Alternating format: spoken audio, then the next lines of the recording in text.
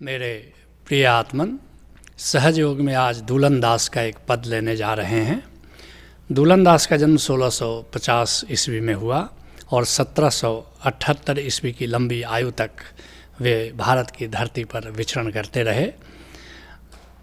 दूलन दास जगजीवन दास के शिष्य हैं, उम्र में उनसे बड़े हैं, लेकिन गुरु के प्रति उनकी भक्ति बड़ी अनन्य रही। कहते हैं दूलन दास, यह नैया डगमग नाम बिना, ये जो हमारी ज़िंदगी की नाव है, ये नाम के बिना डगमग करती रहती है। सारी साधना का उद्देश्य है कि हम अपने अमृत तत्व से कैसे जुड़ जाएं, हम अपने अकंप से कैसे जुड़ जाएं। ये ज़िंदगी कंपित होकर के जीती है, भय में कंपित होती रहती है। कैसे हम निर्भयता को उपलब्ध हो जाएं, कैसे अपनी शाश्वतता को उपलब्ध हो जाएं, कैसे अपने अकंप को उपलब्ध हो जाएं, जहाँ कोई विचलन नहीं है, जहाँ कोई कंपन नहीं है। यह नैया डगमग नाम बिना। क्यों डगमगाती है? क्योंकि हम अपने मूल तत्व से अलग हो गए हैं, क्योंकि हम अपने नाम तत्व से, जहाँ से हमारा उद्गम है, वहाँ से हम विलग होकर के, विलग मान करके जीते हैं। विलग हुए नहीं, विलग हमने मान लिया है और इसलिए हमारा आधार खो गया है। जो हमारा आधार था, जब उससे ही हम जुड़े नहीं हैं तो कंपन हमारी नियति है। हमारा आधार क्या है? हमारा आधार नाम है, हमारा आधार ओंकार है।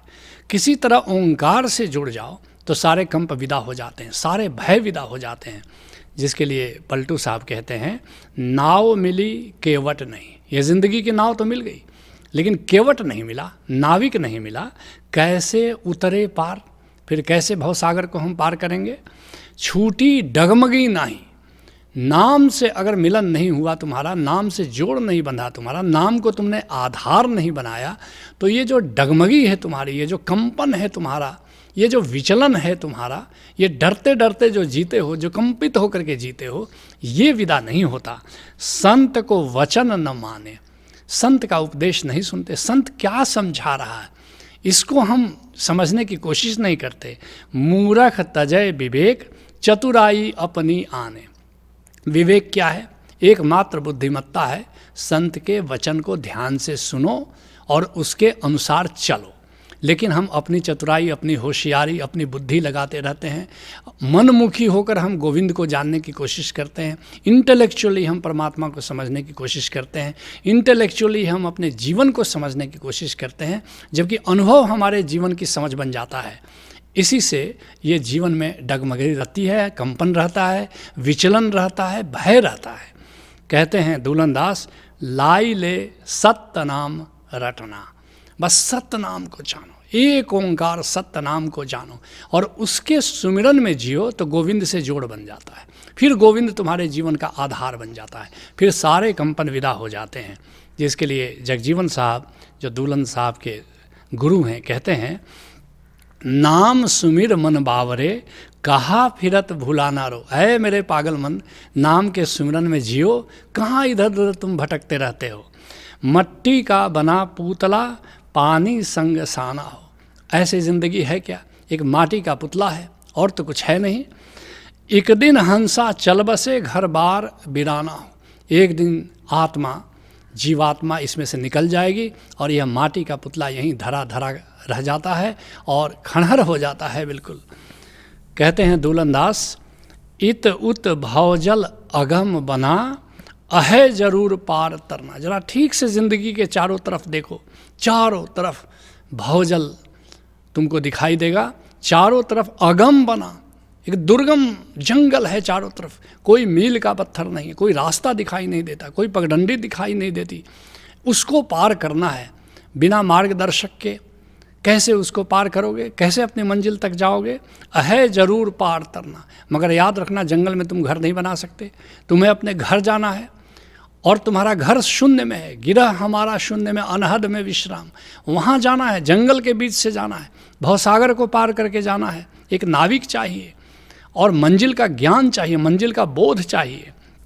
जिसके लिए गुरु अर्जुन देव जी कहते हैं, भई परापत मानुख दे हरिया, गोविंद मिलन की यह तेरी बरिया। याद रखना, ये मनुष्य का चोला मिला है और ये बहुत बड़ा अवसर है और अवसर है तो चुनौती भी है कि कैसे गोविंद से इस बार तुम मिल जाओ।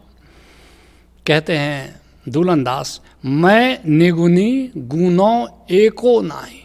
ये निरहंकारिता की दिशा में उठा हुआ पहला कदम है, और निरहंकारिता ही ओंकार का द्वार है कि मैं अवगुणी हूँ, मुझ में कोई योग्यता नहीं है। इस बात का बोध सबसे बड़ी योग्यता है परमात्मा की राह पर। अगर तुम समझते हो कि मैं बड़ा गुणवान हूँ, तो परमात्मा के राह पर तुम्हारे कदम उठने बड़े मुश्किल हो जाएंगे। मुझे कुछ आता नहीं, मैं अवगुणी हूँ, मैं मूर्ख हूँ, मैं गंवार हूँ, इस बात का अगर बोध हो जाए तो समझना कि परमात्मा के मार्ग पर परमात्मा को पाने के तुम सबसे बड़े अधिकारी हो गए। मैं निर्गुणी गुणों एको नहीं, एक भी गुण मुझ में नहीं है, एक भी पात्रता नहीं, एक भी योग्यता नहीं कि मैं परमात्मा को पालूं अपने बलबूते। जिसके लिए सूरदास कहते हैं, प्रभु जी मेरे अवगुण चित ना धरो। अवगुण तो बहुत है, मगर हे गोविंद मेरे अवगुणों का तुम ख्याल मत रखना। यही देखो भक्त की दशा है। भक्त इसलिए नहीं कहता है परमात्मा से कि तुम मुझे मिल जाओ कि मैं गुणवान हूँ, कहता है तुम गुणवान हो, तुम करुणावान हो, तुम दयालु हो, इसलिए तुम मेरा वरण कर लो, तुम मुझे स्वीकार कर लो, तुम मुझे चाकरी पर रख लो। समदर्शी है नाम तिहारो, अब मोहि पार करो। हे गोविंद तुम तो समदर्शी हो, तुम पापी के लिए भी हो, पुण्यात्मा के लिए भी हो, तुम गुणवानों के लिए भी हो, गुणहीनों के लिए हो, तुम तो सबके लिए हो, तुम तो सबका उद्धार करते हो। मेरी योग्यता का सवाल नहीं है, तेरी कृपा का सवाल है, इसलिए तुम मेरा उद्धार कर लो। एक नदिया एक नार कहावत, मैलो नीर भरो।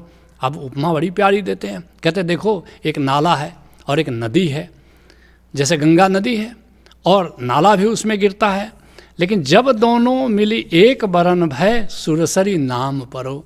लेकिन वही नाला जब गिर पड़ता है गंगा नदी में तो उसके पानी का नाम भी गंगा हो जाता है। ऐसे ही कहते हैं कि गोविंद मैं तो अवगुणी हूँ, लेकिन तुमसे अगर मिल जाऊँ किसी तरह, तुम मुझे अपने में मिला लो तो मैं भी गोविंदमय हो जाऊँगा, मैं भी गोविंद हो जाऊँगा। कहते हैं दुलन दास, माझ धार नहीं को अपना।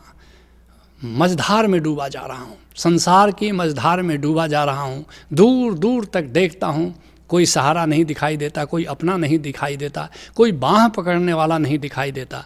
जिसके लिए राधा स्वामी मत के प्रवर्तक शिव दयाल सिंह स्वामी जी महाराज कहते हैं, अब बही सूरत मझधार, अब मेरी सूरत मझधार में लग रही है।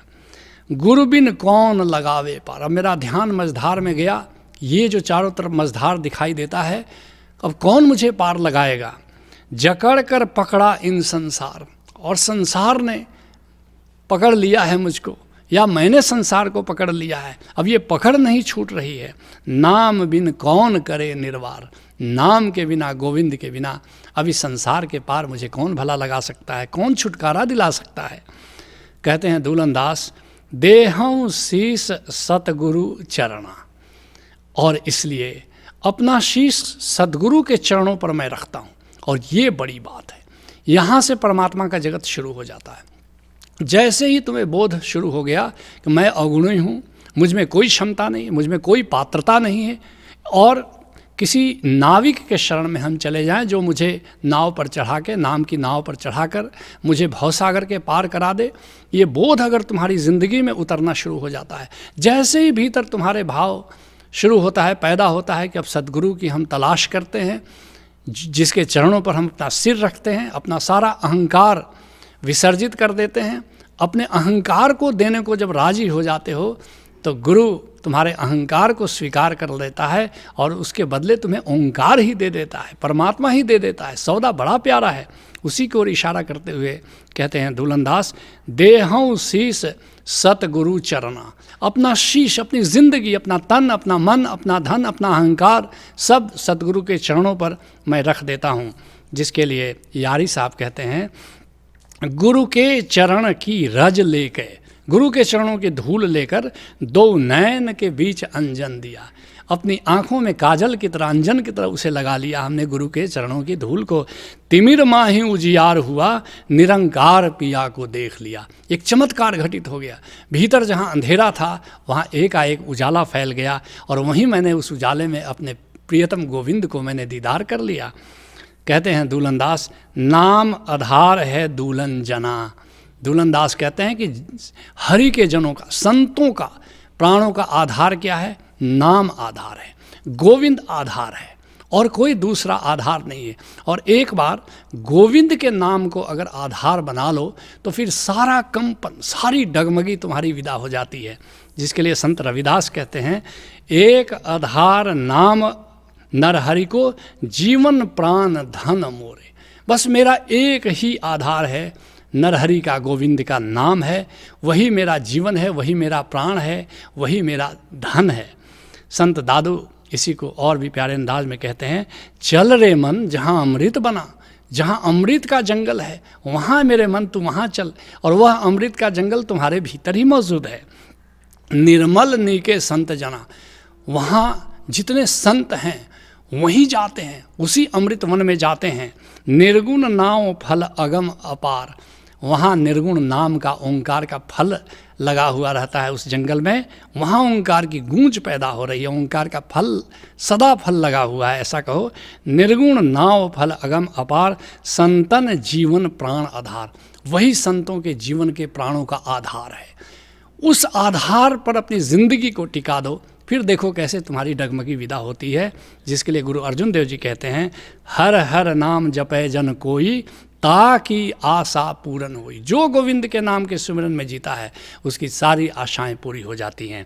हर भगतन को नाम आधार, जो भगत होते हैं हरि के, उनके प्राणों का आधार नाम होता है, ओंकार होता है। संति जीता जन्म अपार, और संत ऐसे ही जीवन की बाजी जीत कर यहाँ से विदा होता है। हर संत करे सोई परवान, नानक दास ताके कुर्बान। इसलिए संत जो करता है वही प्रमाण है, वही वेद है, वही उपनिषद है, और नानक दास ताके कुर्बान। नानक देव जी कहते हैं गुरु अर्जुन देव जी के माध्यम से कि ऐसे संत पर मैं बार बार कुर्बान जाता हूँ। याद रखना, तुम भी अगर नाम को आधार बना लो, ओंकार को आधार बना लो, तो तुम्हारी डगमगी विदा हो जाती है। नाम के आधार पर जिंदगी को जीना ही सहज योग है। हरि ओम तत्सत।